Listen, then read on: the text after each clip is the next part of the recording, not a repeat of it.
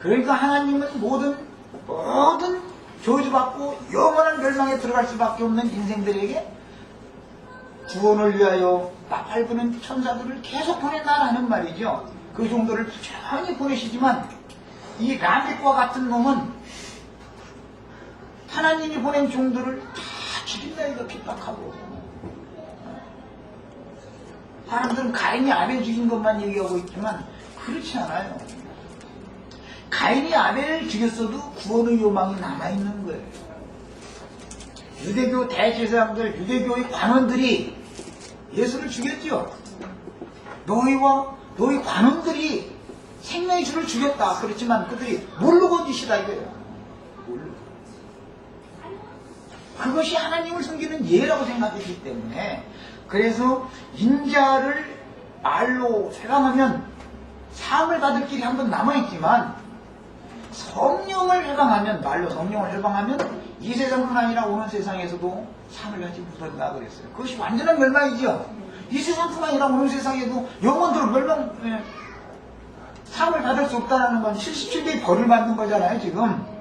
그럼 그 벌을 가인의 후손인 라멕이 셋의 계보에 속하는 계열들을 다 죽였지만, 자기가 육체로는 이 땅에서 남을 죽였지만 영혼을 그가 어떻게 손댈 수는 없는 자다 이거예요. 그는 다만 세상의 권세자일 뿐이기 때문에 그는 최종적으로 77배의 벌을 자기가 받는 거예요.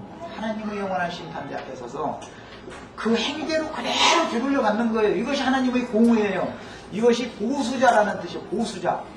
오전에 제가 고엘이라는 말은 두 뜻이 있다. 하나는 제사서 갚는다 라는 뜻이 있고, 핏값을 찾는 것, 자기 근족을 죽인 사람을 결국 찾아내가지고 핏값을 받아내는 것, 양면이 있어요. 그런 것을 민수기 35장이나 신명기 19장이나 여호수아서 20장, 이걸 읽을 건데 거기 보면 도피성이라고 하는 율법이 있어요. 에덴 동편 롯 땅에서 가인의 아들 에녹의 이름으로 쌓은 그 성은 도피성과 반대편에서는 성이다 이 말이에요. 에녹성이라고 하는 것은, 도피성은 구원의 성이지만 에녹성이라는 것은 멸망받을 자들이 들어가는 성이다 이거예요. 거기는 전부. 이런 것을 성경에서 이렇게 암암리에 지금 비밀을 감춰놓고 있어요. 그래서 모압의 어떤 성읍에 살던 사람이라도 유다 에브라스 베들레헴 성읍으로 반드시 와야 구원을 얻는 거예요. 이것이 르기가 말하고자 하는 그 기본 바탕입니다. 그래서 그 다니엘서 9장이죠. 거기 보면 70일에 관한 말씀이 거기다 한번 잠깐 더 읽고 넘어가도록 하겠습니다. 성경이 이곳저곳에서 비밀스럽게 뭔가 말할 때는 어떤 말하고자 하는, 하나님의 말하고자 한다는 것은, 성경이라는 건 뭘 말하는 거라고요? 구속, 죄인을 어떻게 구속할 거냐 그 말이에요. 구속사를 말하는데 목적을 두는 거예요. 그러니까 성경 말씀이라는 것은 누구에게는 똑같은 말씀이지만, 즉 가인에게 준 표가 하나님의 말씀을 말하는 겁니다. 하나님이 사람에게 표를 맡겼다. 그러면 그 표를 받았다라는 건 뭐예요? 하나님의 말씀을 맡은 것이잖아요. 유대인들에게 먼저 표를 주잖아요. 하나님의 말씀을 유대인들에게 맡기죠. 그것은 그 말씀을 오남용하기 때문에 저주의 말씀이 되고 심판의 말씀이 되고 죽는 말씀이 되는 것이지, 원래 하나님이 그 말씀을 주신 것은 구원의 표를 준 거예요. 유대인들에게 주신 말씀도 다 하나님의 자녀들을 구원하기 위하여 주신 구원의 책인 것이지, 성경이라는 것은 멸망을 목적으로 쓰는 책이 아니란 말이에요. 하나님의 뜻은 아무도 멸망치 않고 다 구원에 이르는 것이 하나님의 뜻인 거예요. 다 멸망을 받는 것이 구원의 뜻이 아니에요. 타락한 인간들의 관점에서 성경 잘못 읽으면은 가인에게 표를 맡겼다 그러면 그것은 구원의 표가 아니다, 이런 관점으로 기독교계가 일반적으로 다 그렇게 믿고 있어요. 그렇지 않습니다. 그렇지 않아요. 하나님이 바울이라는 사람이 가말리엘의 문화생으로서 가인이 받았던 표를 가지고 있던 사람이에요. 율법 말씀을 그게 받은 사람이잖아요.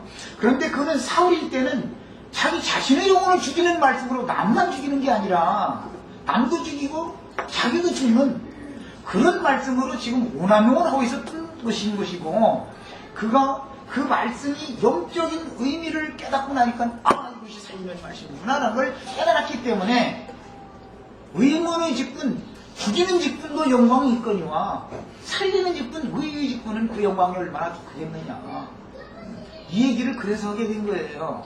성경 이런 배경을 아셔야 됩니다. 다니엘 9장을 이제 보겠습니다. 71회에 관한 이야기 24절입니다. 9장 24절. 예 백성과 예 거룩한 성을 위하여 71회로 기한을 정하였나니, 70번씩 7번이죠. 71회니까 그냥 숫자로 하자면 490이라는 숫자 나오는데, 70번씩 77배로 벌을 내린다는 것도 490배로 벌을 내린다 이제 그 말이겠죠. 문자로 하자면. 그러면 70번씩 7번이라도 용서를 해라 그러면, 내가 가령 이제 489번 사람이 용서를 하는 것도 한계가 있는 거지. 사람이 한계라는 7번 하면 많이 하는 거야. 베드로 인내심이 많은 사람이 사실은.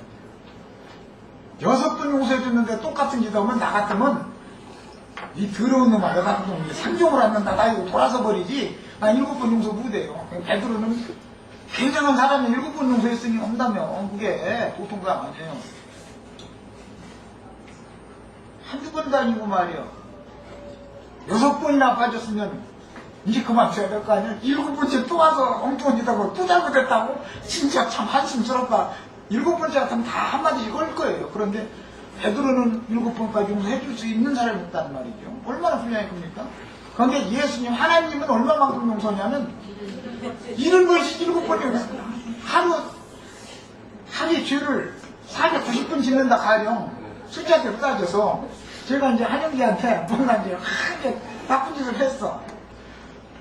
야, 489번까지 용서했는데 490번째 같은 아마 형제도 걸릴 거야. 하나님은 아니니까. 하나님은 끝까지 잡는다, 오래 잡는다 그 말이잖아요. 언제까지 잘못했다 하면 되는 어떻게 이렇게 잘못했다는데, 나 모르고 그랬다는데 어떻게 할 거야 이걸. 그래서 그리스도인내라는 것이 이걸 배워야 되는 거예요. 우리가요 그냥 쉽게 구원받은 것 같으죠. 성경에 보면 오래 참고 기다리셨다. 그분이 나를 결국 받아주셨다. 이 얘기가 계속 나와요. 그러니까 하나님의 인내를 당할 수가 없는 거예요. 하나님의 사랑이라는 것은, 인간의 사랑은, 최고 경지 사랑은 뭐냐? 7번까지 용서할 수 있는 거예요. 7번까지 봐주는 거죠.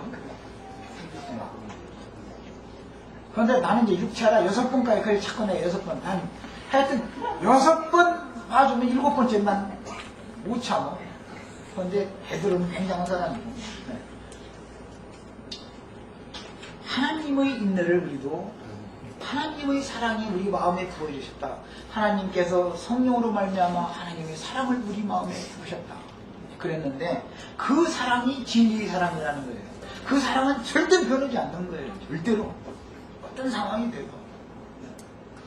이제 이런 것이 상징입니다. 70이라는 수는 어디서 추출을 하냐면, 인생이 길면 70이요, 강건하면 80이다 해서 이제 인생을 보통 70년도로 이렇게 봤기 때문에 70이라는 수를 예표상으로 이게 나왔던 겁니다. 구약에서부터.